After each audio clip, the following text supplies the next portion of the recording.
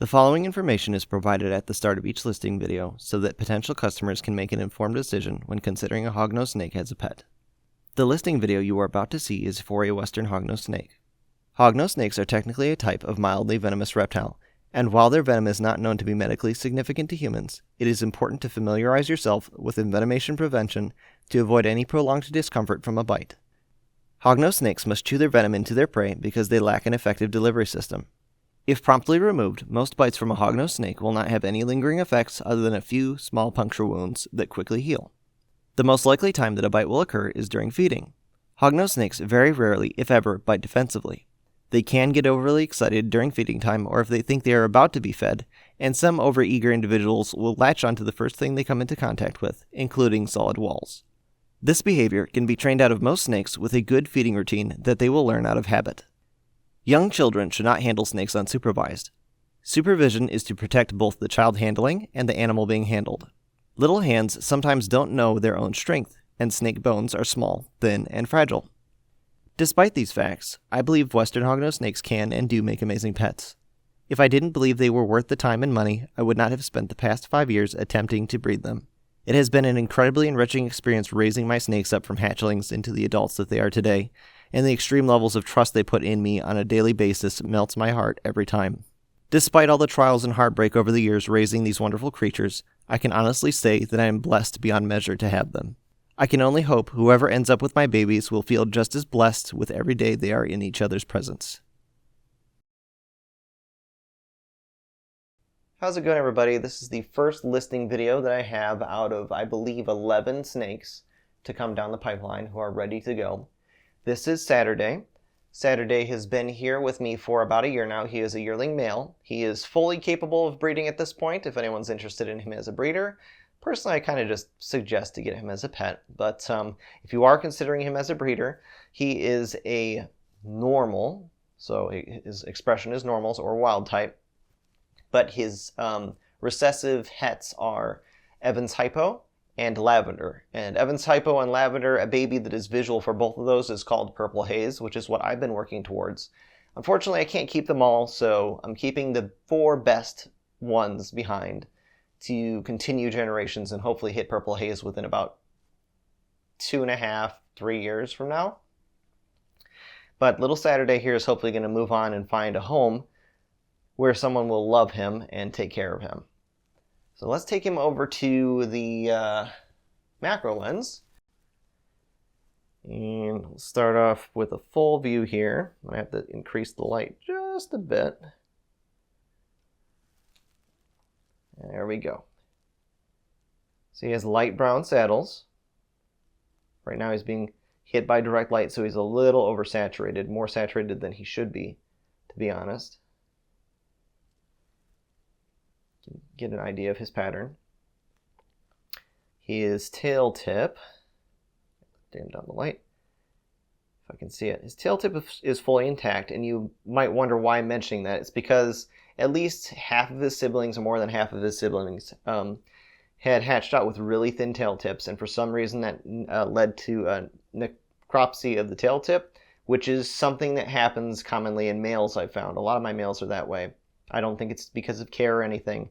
It's just something that happens, or it could be genetics, and that led to a lot of tail tips, falling. Well, not a lot, like 3 tail tips falling off, but it doesn't hurt them in any way. As you can see, he still has his tail tip.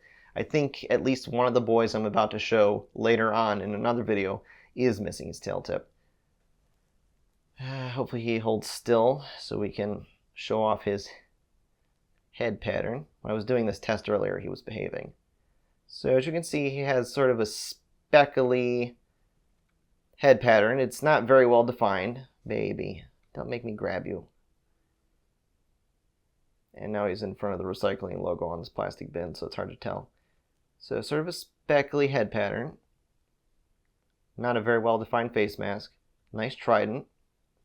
He has these dark marks that pop up in his back saddles every once in a while, which is something that led me to think that maybe there was Arctic in this clutch, so I held them back a year rather than selling them in 2023. But now he has a bunch of half brothers and sisters, and none of them turned out to be super Arctic. which means that there's probably no Arctic at all in his parents. If I have a Super Arctic pop out later on down the line, I'll definitely inform customers and let them know, hey, you might have an Arctic baby. Because I've never heard of these black, like, I've seen black speckles, like just like dappled speckles on the back pattern of regular normals, wild types, but never deep edging like this, which is usually something you see on Arctic. Wow, he's going crazy. Okay, so let's do one more full body view here. Turn up the power. And that's Saturday. See if we can get a shot from behind on the main camera.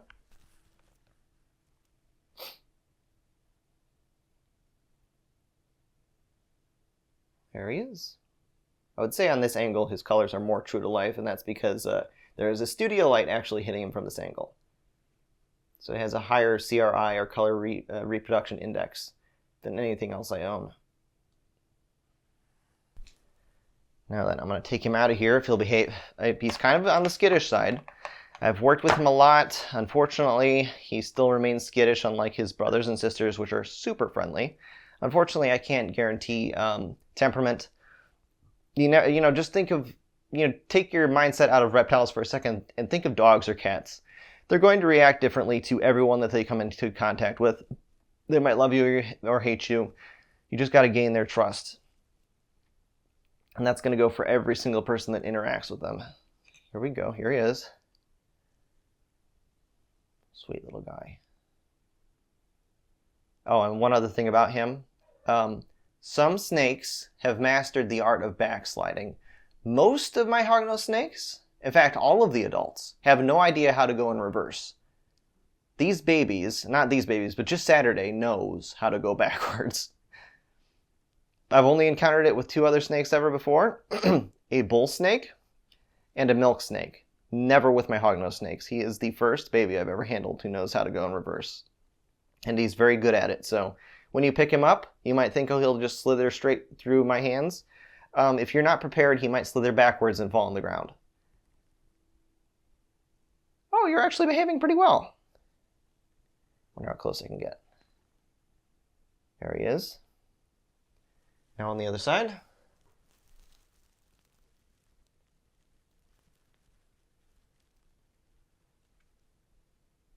There he is. What a good boy.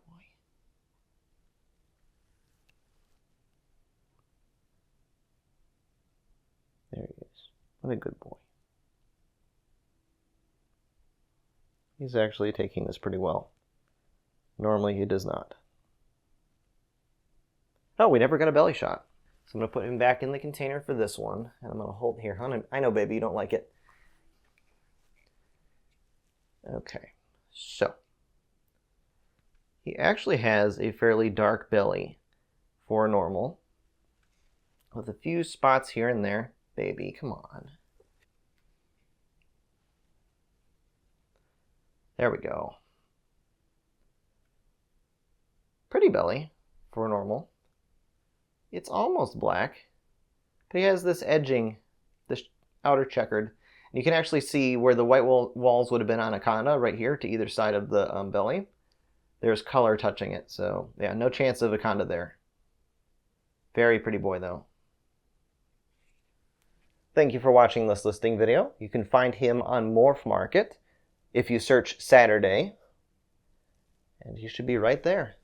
In case anyone wonders, he was born in 2023. You did really well today. See you in the next video.